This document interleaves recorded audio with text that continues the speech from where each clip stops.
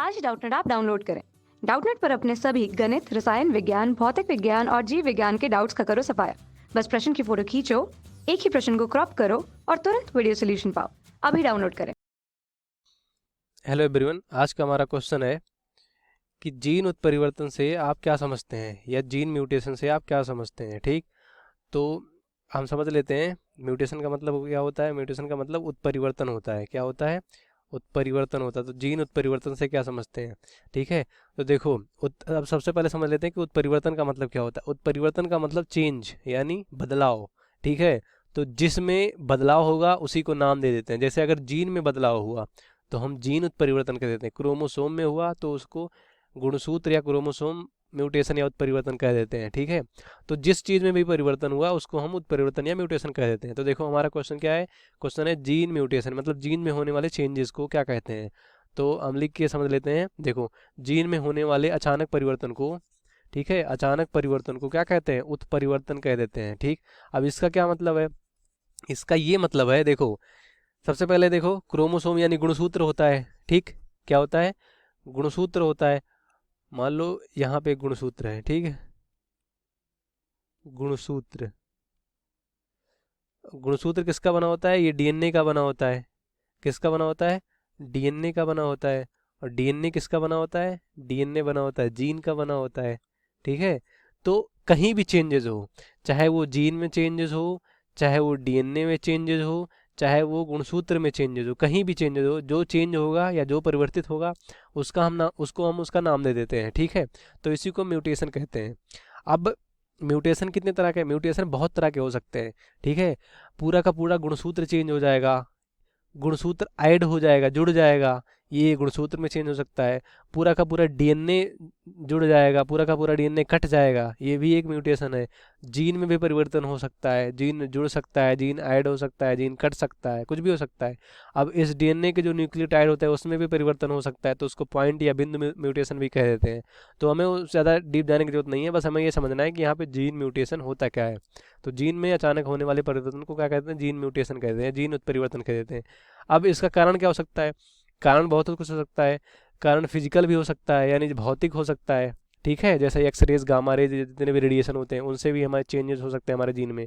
ठीक है, रासायनिक भी हो सकता है, जितने भी तरह के रासायनिक कंपाउंड होते हैं, जैसे फाइब्रोमो होता है और प्यूरिन होता है, ये सबसे। ठीक है, तो हमारा रासायनिक भी म्यूटेशन हो सकता है, उत्परिवर्तन हो सकता है जीन में। बायोलॉजिकल, कोई जीव है जो हमारे जीन को इफेक्ट कर रहा है, उससे भी बायोलॉजिकल, यानी जो जीन म्यूटेशन होता है वो कितने तरह का होता है। तो ठीक है, तो यहाँ हम ये समझ लेते हैं कि जीन, चाहे जीन हो चाहे डीएनए हो, ठीक है, ये दोनों में सेम ही होगा। क्योंकि देखो डीएनए किसका बना होता है? जीन। तो जब जीन में चेंज होगा, यानी जीन चेंज होने का मतलब क्या है? मतलब डीएनए के बेस पेयर में चेंज हो, नाइट्रोजन बेस में चेंज हो। ठीक है, तो ये होता है डीएनए या जीन म्यूटेशन। ठीक है, उसके बाद देखो ये मान लो, ये कह रहे हैं 3 प्रकार का होता है। कितने? 3 प्रकार का होता है। सबसे पहले स्थानांतरित म्यूटेशन, दूसरा जोड़ना, तीसरा घटाना। इसका मतलब क्या है?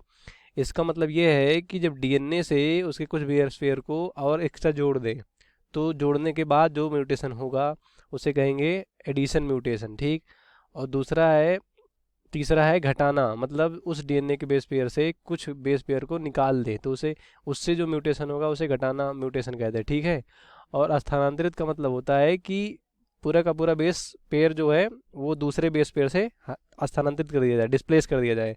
तो इसमें भी 2 प्रकार होते हैं। सबसे पहला है ट्रांजिशन। इसका मतलब क्या है? जैसे मान लो कोई डीएनए सीक्वेंस है, ठीक है, ऐसे हम समझ लेते हैं, ये एक डीएनए सीक्वेंस है।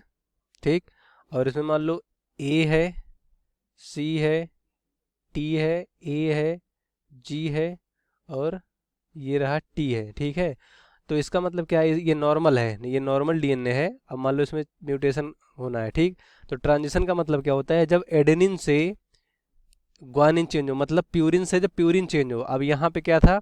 यहाँ एडेनिन था और दूसरा समझ लेते हैं ये, उसके बाद दूसरा ये है, ये उत्परिवर्तित डीएनए। कौन सा डीएनए है?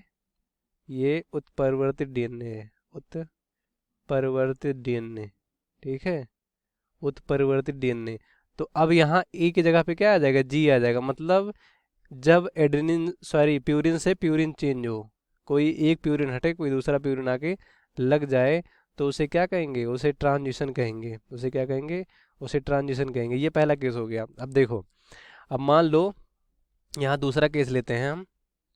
कौन सा केस, दूसरा केस लेते हैं। ये रहा और दूसरा हमारा ये रहा, ठीक है। ये तो डीएनए हो गया। अब मान लो पहले था हमारा ए सी टी, ए सी टी, एक स्ट्रैंड का था। और हम क्या करें ट्रांजिशन के बारे में, ट्रांसवर्जन क्या होता है ये पढ़ रहे हैं। जब एडेनिन से साइटोसिन चेंज हो जाए, इसका मतलब क्या, प्यूरिन में क्या आता है, एडेनिन और ग्वानिन, और पायरिमिडिन में साइटोसिन, थायमिन, यूरेसिल, ये सब आता है। तो जब प्यूरिन से पायरिमिडिन में चेंज हो जाए, जब ये प्यूरिन था, अब यहाँ प्यूरिन ना आए, पायरिमिडिन मतलब सी हो जाए, मान लो ये कोई, या ए की जगह पे क्या आता है, ए की जगह पे मान लो यहाँ पे टी आ जाए। ये बेस पेयरिंग सही नहीं है, लेकिन फिर भी एक उदाहरण के लिए बता रहे हैं। जब मान लो यहाँ पे टी आ जाए तो ये प्यूरिन नहीं है, ये पायरिमिडीन है, ठीक। ये पायरिमिडीन, बाकी सब ऐसे ही रहे। तो देखो एक बेस पेयर क्या हुआ, एक बेस पेयर जो हमारा वो चेंज हुआ, ठीक। एक बेस पेयर चेंज हुआ, बाकी सब ऐसे ही आ गया। तो यही होता है ट्रांजिशन और ट्रांसवर्जन में, ठीक है। कक्षा 6वीं से 12वीं से लेकर नीट, आईआईटी, जेई वो एडवांस के लेवल तक 1 करोड़ से ज्यादा छात्रों का भरोसा। आज ही डाउनलोड करें डाउटनेट ऐप या व्हाट्सएप करें अपने सारे डाउट्स 8400 400 400 पर।